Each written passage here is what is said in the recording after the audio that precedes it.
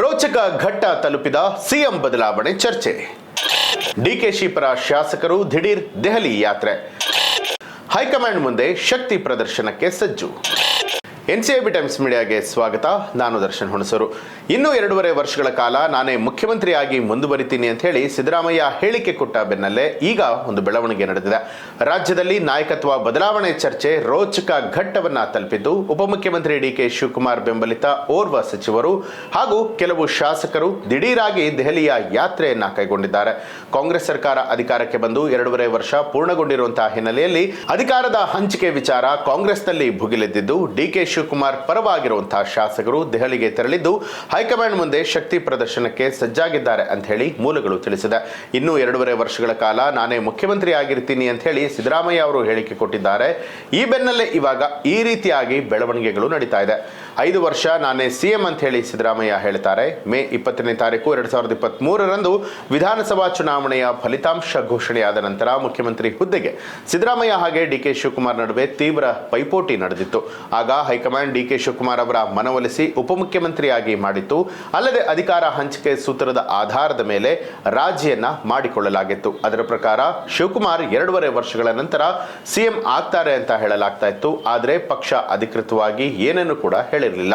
ಹಾಗಿದ್ರೆ ಕೂಡ ಈ ವರದಿಯನ್ನ ಸಿದ್ದರಾಮಯ್ಯ ನಿರಾಕರಿಸಿದ್ದು, 5 ವರ್ಷಗಳ ಕಾಲ ನಾನೇ ಮುಖ್ಯಮಂತ್ರಿ ಆಗಿರ್ತೀನಿ ಅಂತ ಹೇಳಿ ಹೇಳ್ತಿದ್ದಾರೆ. ಇಂದು ಶುಕ್ರವಾರ ಮತ್ತಷ್ಟು ಶಾಸಕರು ದೆಹಲಿಗೆ ಪ್ರಯಾಣವನ್ನ ಬೆಳೆಸುವಂತಹ ಸಾಧ್ಯತೆ ಇದೆ.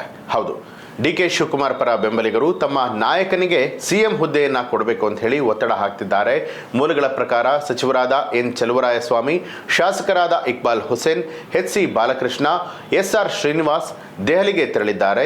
ಶುಕ್ರವಾರ ಅಂದ್ರೆ ಇವತ್ತು 12 ಶಾಸಕರು ದೆಹಲಿಯನ್ನ ತಲುಪುವಂತಹ ಸಾಧ್ಯತೆ ಇದೆ.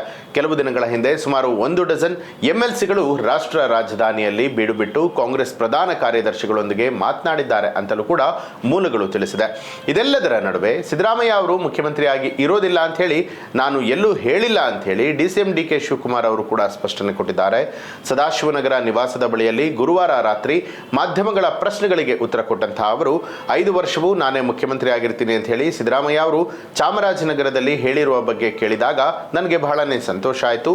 ಅವರಿಗೆ ಮುಖ್ಯಮಂತ್ರಿ ಹುದ್ದೆ ಜವಾಬ್ದಾರಿಯನ್ನ ಕೊಟ್ಟಿರುವಂಥದ್ದು ಇದನ್ನ ಪಕ್ಷ ಕೊಟ್ಟಿದೆ. ನಾವೆಲ್ಲರೂ ಒಟ್ಟಾಗಿ ಕೆಲಸವನ್ನ ಮಾಡ್ತಾ ಇದ್ದೇವೆ ಅಂತ ಹೇಳಿದ್ರು. ಇನ್ನು ವಿಧಾನ ಪರಿಷತ್ನ ಸಭಾಧ್ಯಕ್ಷರು ಹಾಗೆ ಉಪ ಸಭಾಧ್ಯಕ್ಷರನ್ನ ಈ ಬಾರಿ ಕಾಂಗ್ರೆಸ್ ಪಕ್ಷದಿಂದಲೇ ಆಯ್ಕೆ ಮಾಡಬೇಕು ಅಂತ ಹೇಳಿ ಪಕ್ಷದ ಸದಸ್ಯರು ಮನವಿ ಮಾಡಿದ್ದಾರೆ.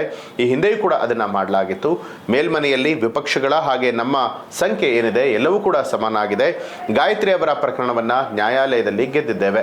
ಅಲ್ಲಿಂದ ಆದೇಶ ಪಡಿಬೇಕಾಗಿದೆ. ಆಗ ನಮ್ಮ ಸದಸ್ಯರ ಸಂಖ್ಯೆ ಕೂಡ ಹೆಚ್ಚಳ ಆಗುತ್ತೆ ಅಂತ ಹೇಳಿ ಸದಸ್ಯರು ತಿಳಿಸಿದ್ದಾರೆ ಅಂತ ಹೇಳಿದ್ರು. ಇನ್ನು ಸಚಿವರು, ಶಾಸಕರು, ಎಂಎಲ್ಸಿಗಳ ದೆಹಲಿ ಭೇಟಿಯ ಬಗ್ಗೆ ನನಗೆ ಏನೂ ಗೊತ್ತಿಲ್ಲ. ಯಾರು ಕೂಡ ನನ್ನ ಬಳಿಯಲ್ಲಿ ಏನನ್ನು ಹೇಳಿಲ್ಲ. ಈ ವಿಚಾರ ನನಗೆ ಗೊತ್ತೂ ಇಲ್ಲ ಅಂತ ಹೇಳಿದ್ರು. ಸರ್ಕಾರಕ್ಕೆ 2.5 ವರ್ಷ ಪೂರೈಸಿದ ದಿನವೇ ಅಧಿಕಾರದ ಹಂಚಿಕೆ ವಿಚಾರ ಚರ್ಚೆ ಆಗ್ತಾ ಇರುವಂತದ್ರ ಬಗ್ಗೆ ಕೇಳಿದಾಗ ನನಗೆ ಆರೋಗ್ಯ ಸರಿ ಇಲ್ಲದ ಕಾರಣಕ್ಕೆ ಮನೆಯಿಂದ ಹೊರಗಡೆ ಬಂದಿಲ್ಲ, ಸ್ನಾನವನ್ನ ಕೂಡ ಮಾಡಿಲ್ಲ ಅಂತ ಹೇಳಿ ಉತ್ತರವನ್ನ ಕೊಟ್ಟಿದ್ದಾರೆ. ಈ ಒಂದು ಅಧಿಕಾರ ಹಂಚಿಕೆಗೆ ಸಂಬಂಧಪಟ್ಟ ಹಾಗೆ ನಿಮ್ಮ ಅನಿಸಿಕೆಯನ್ನ ಕಮೆಂಟ್ ಮಾಡಿ. ಹಾಗೆ ನೀವಿನ್ನೂ ಕೂಡ ನಮ್ಮ ಚಾನಲ್ ಅನ್ನ ಸಬ್ಸ್ಕ್ರೈಬ್ ಮಾಡಿಲ್ಲ ಅನ್ನುವಂಥದ್ದಾದ್ರೆ ಈಗಲೇ ಸಬ್ಸ್ಕ್ರೈಬ್ ಮಾಡಿ, ಬೆಲ್ ಐಕಾನ್ ಒತ್ತಿ.